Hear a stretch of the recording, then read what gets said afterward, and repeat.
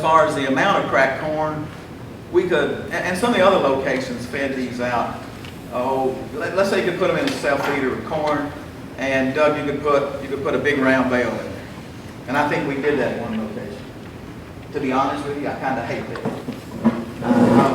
I'll tell you why. Because some of them are kind of hay burners that spend too much time eating the hay, or if they almost always eat hay.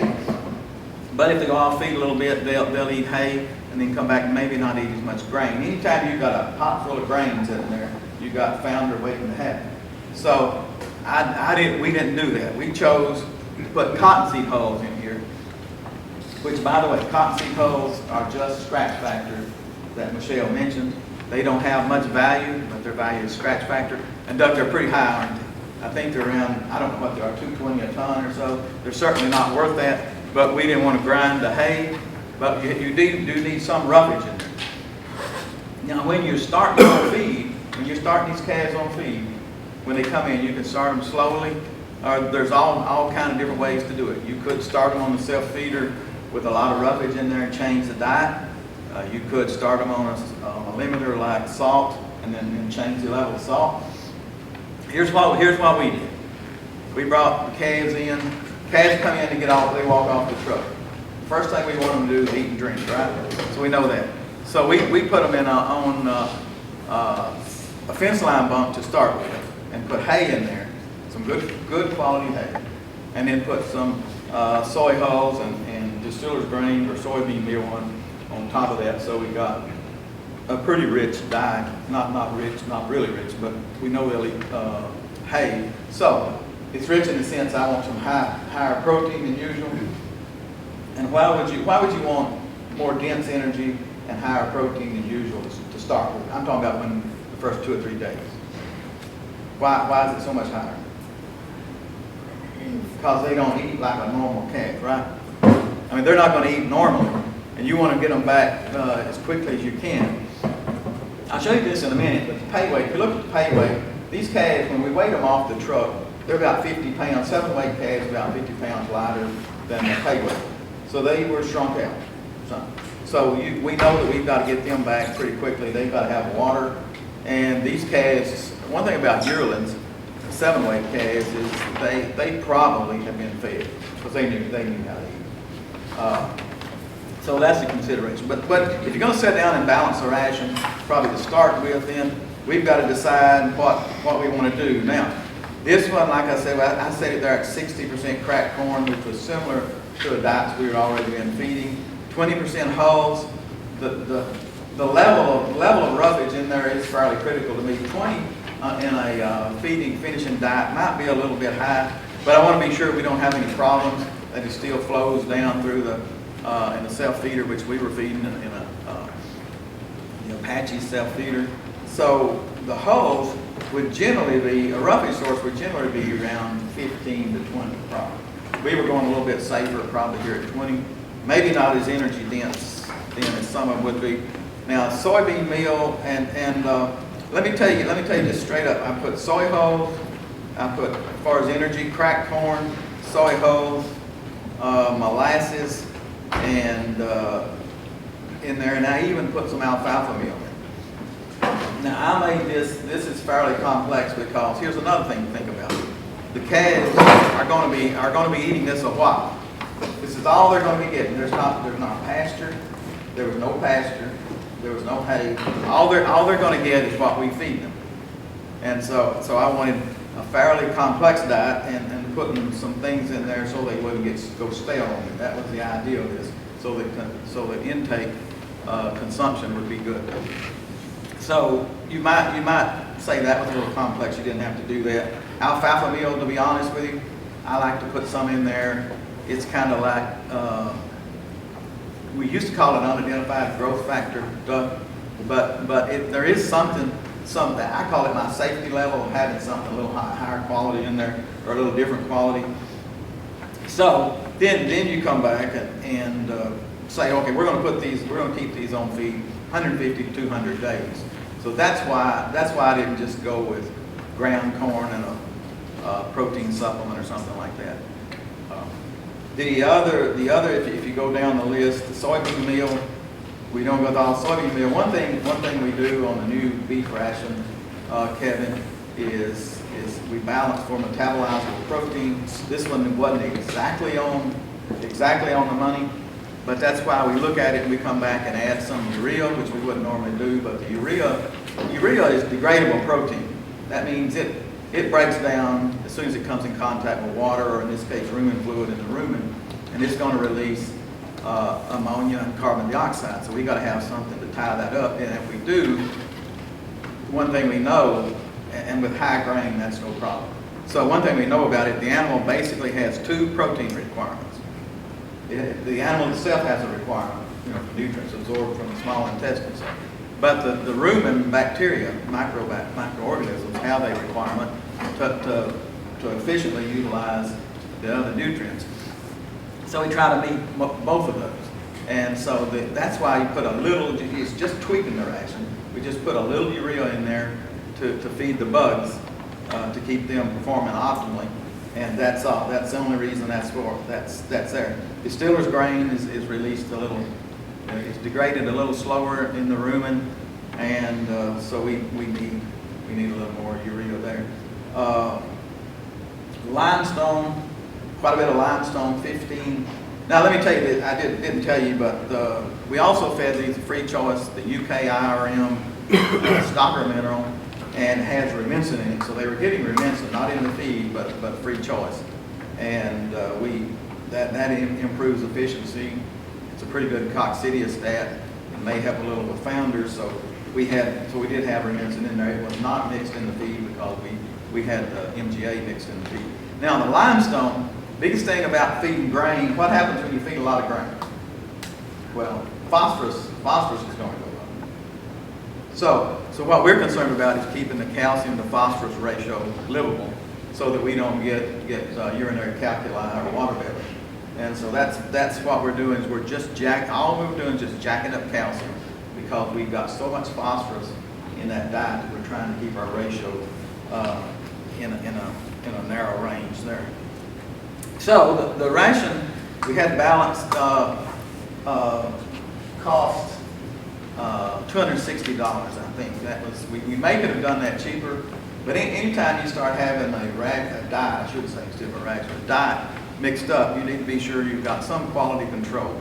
Now it was interesting, I have this policy, anytime we're going to have visitors and I'm going to show them something, I always go out and make sure that there's nothing, that we don't have any big surprises. So I went and looked at the feeder, and Kevin, I pulled out an electric insulator and a big bolt out of the feed, Yeah, so I thought, hey, look, it's in the case here.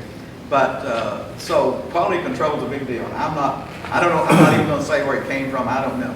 But always monitor what you've got.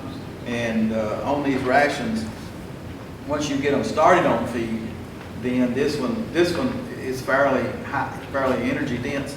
So I don't want to founder them getting them started. Like I said, you can get a calf up to 1% of their body weight quickly.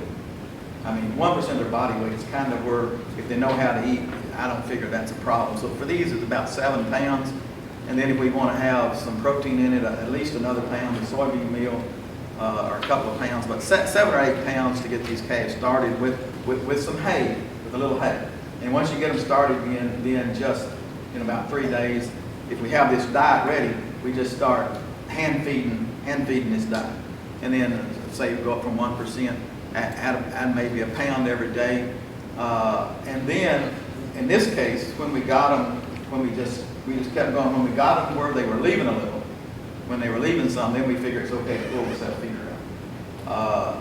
It'd be a little bit different if you were feeding in a feed trough, maybe inside, in actually a trough. Then you might, what I like to do a lot of times is once I get them on feed, if you're calling for the feed daily, you just feed them about 105% of whatever they cleaned up the day before, something like that, or what you estimate the intake was. But this one thing about the self-feeder, they don't ever clean up. And inside, if you were feeding them inside, you might let them have a slick trough, as they say, if you were really watching it. But when they talk about the eye of the master fattening the cattle, this is a big deal. Be sure that these cattle don't get off feed. And in our case, they've eaten quite a bit of feed, but on a self-feeder, they waste quite a bit. That's just kind of a price you got to pay. They pull quite a bit of it out. So on the diet, if you flipped over the analysis of it, over on the right-hand side from Dairy One, crude protein says it's 16.4. That kind of surprised me. I didn't formulate it to be that high, but that sample, that's what it says. The TDN's about 78%. I usually, you can balance the ration any way you want to, TDN, metabolizable energy, or net energy.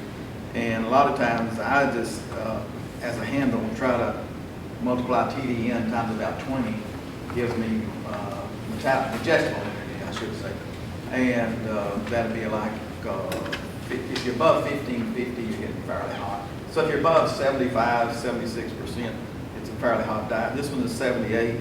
And that's about where we want to do. We'll look at the performance in a minute, but the calves have actually done pretty well.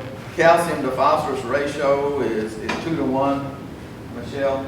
That's about where we ought to be, because if that's actually desirable. If you looked at the trace minerals, copper you would see was kind of low. But now, like I told you, that's not a problem because we were giving them a free choice mineral. And that was the IRM stocker mineral that has 1,400 parts per million of copper in it, plus it has rumensin in it. So that wasn't really a problem, or it's not, it hasn't been a problem. Sulfur, if you want a value down there, percent sulfur was 0.19. A lot of times what we're getting into with some of these byproduct diets, and sometimes the grasses, the forages up around some of the power plants, if they're above 0.35%, you usually start expecting some problems. A lot of times on these byproduct diets, we're looking at 0.4, and so then you can have some cases like polio. It's real easy to get sulfur up that high. And then you're competing with sometimes with absorption for copper and some of those. So in this case, sulfur wasn't a diet. It wasn't a problem, but we did use a little distiller's grain, but not much. Soybean meal was one I chose to use there. Soybean meal, to be totally honest with you, it's pretty expensive, but soybean meal is pretty hard to beat. A lot of times, Kevin, on these receiving calves, I think a lot of times we could use soybean meal more than we keep trying to poke all these byproducts into these young calves that are coming in, and they're probably coming in somewhat copper deficient too. We don't know where these came from. So let me tell you a little. Do you have any question about the diet, why we did what we did? If you don't, we can talk about performance. But this was outside in a self-feeder. The self-feeder, to be totally honest with you, is probably more open than it should be. They're probably digging out and breaking out some. But if you could close it down, and if you got up there, if you would watch it every day and poke it down, and that's a Tennessee word, and then be sure it didn't bridge up. You probably could die better. We save a little, but we had it open to make sure these calves could get feed all the time. So, second page, you should have this little spreadsheet-looking page here, and this is the weight we took here. I don't have the pay weight here, but I'll get to it on the next page. These are the 10 calves that were bought, and they came in weighing an average of the shrunk weight 695.8 pounds, 696 pounds. And Michelle, you're right. I was trying to think as we were talking. We did weigh these calves. We did work these calves off the truck and weigh them. And then when we did our, I guess it was 526 was when we had our first meeting here, and the group went out and we worked them, we processed them, gave them the boosters at that time. We didn't want to wait that long to mess with them. And then we did. One of them they were a little snotty nosed, and we probably pulled the trigger. It was my call on Draxton a little bit early, but again, it was just 10 calves, and I didn't want to bring in a lot of sickness and stuff. So they did well. I mean, the calves, the weights went on, I believe, mostly 14 to 21 day intervals there. They've been gaining pretty well. Our last weight was 9/16, September the 16th. And today will be our 14-day weight, another weight.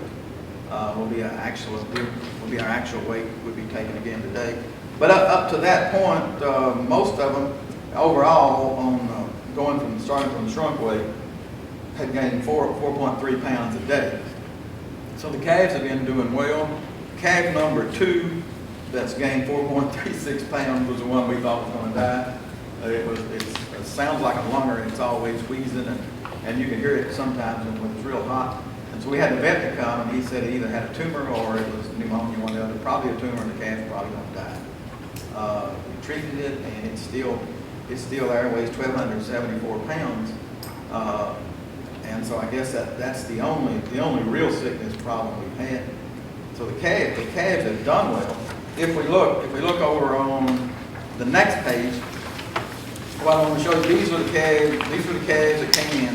We just called King Livestock to pick us up 10 calves. It's mostly kind of as a favor to us. And we had 2 black steers, 2 Charolais steers, pay weight 780 on them, 2 black heifers, and 2 small frame black heifers, supposedly. Honestly, the heifers aren't really that small frame. They're not shorts for sure. And then we had 2 Holstein steers. The first 8 calves came out of the stockyard. The 2 Holstein steers, they found somewhere and bought them off the farm there, I think. So the Holstein steers, you'll see, they're Holstein steers, is about all I can say about it. So we brought those in. The pay weight was 747 pounds. So then, if you flip it over, I've got the worksheet there. And the worksheet, the total intake, near as we can tell, after 134 days on that 916 weight, looked like we fed 43,000 pounds for an average of 32 pounds per head per day. That's a lot of feed, like I say. Some of it's wasted, but I'm going to tell you one thing. I get on my soapbox a little bit. Cattle eat more than you think they do. If you would, everybody I'm going to feed calves. I'm going to feed out a set of calves. I'm going to give them 10 pounds a day. That's not much feed, folks. I mean, you're talking 25 pounds most of the time to get these cattle up there. So what some people call finishing cattle and turn them out on grass. And by the way, I've never had cattle do very well. I turn them out on fescue and try to finish them on grain on grass on fescue in the summertime. It's never worked very well for me. Some of you may have done better. I think if I were finishing cattle on grass, if I couldn't use the winter annuals, I would probably take fall-born calves and wean them in the spring and feed them on alfalfa and on the tip. Try about 100 days on the end of that. It is to pour some feed to them. But what's the biggest exception some people have to finishing cattle on grass anyway? Concession? And not exception, or why we like it. I probably didn't say that right. But why do we take exception sometimes to finishing cattle on grass? A lot of people complain about flavor and maybe I don't know how you want to say the consistency of the fat in the meat probably. Yeah. And a lot of times yellow fat. So sometimes if we do a heavy grain diet, they marble better. It's a creamier white, and that's what people seem to prefer. You can certainly finish them on grass. I don't have any problem with that. You can finish them in the barn, and we've got. I was thinking this morning. I probably should have thought that if we had set it up right, we could have done a day, Jake, and we could have gone out to maybe the feedlot here and looked at some fed cattle. On a commercial feedlot kind of deal. But this is more like what I call a locker trade or locker meat. So at 32 pounds per head per day, and then if we've got 21 and a half tons into these cattle at $260, that means we've got about $5,600 in the calves to that point. Total weight gain was 5,776 pounds. So our feed efficiency, we're running about 7.45 pounds per pound of gain. So they're not terribly efficient, but not bad. But here's the point I want to make with you is that if you just started weighing them from your farm, that's not the be all end all. So if you go back to the received weight, we received the calves at 696 pounds. I told you. The pay weight was 747 pounds. So then we've got to get back to our pay weight before we've really gained a thing. So our return to pay weight Well, that is 51 pounds in it. So how many days, basically how many days would it take us to get back to pay weight? Pay weight is 747, maybe I can cheat and see it over here. Now our first weight period, we were way past that. But at 3 pounds a day, say, you're looking at what, 3 plus 51 divided by 3. About 2 weeks, 15, 16. Let's say 16 days. 16. Let's guess and say 16 days. So it took us 16 days to get back, get a pay weight back. So from then on, it was productive gain. How much shrink did we have? 6.8% shrink is what we actually, based on pay weight, what we weighed them in here at, 6.8% shrink.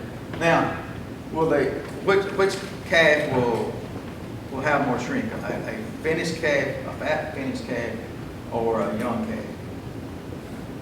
Which one shrinks first? Young guy. Yeah, why? He's been off on his mama for a while, and he's gonna do a lot more changes. Yeah, these were probably yearling calves. They probably were well weaned and knew how to eat.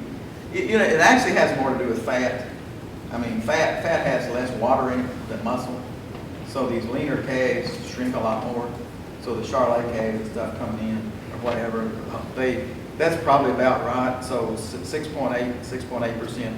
I'm just saying, everybody talks about 3% or something, and we get stuck on that a lot of times. But realistically, that's not what we're talking about. And the more shrink they have,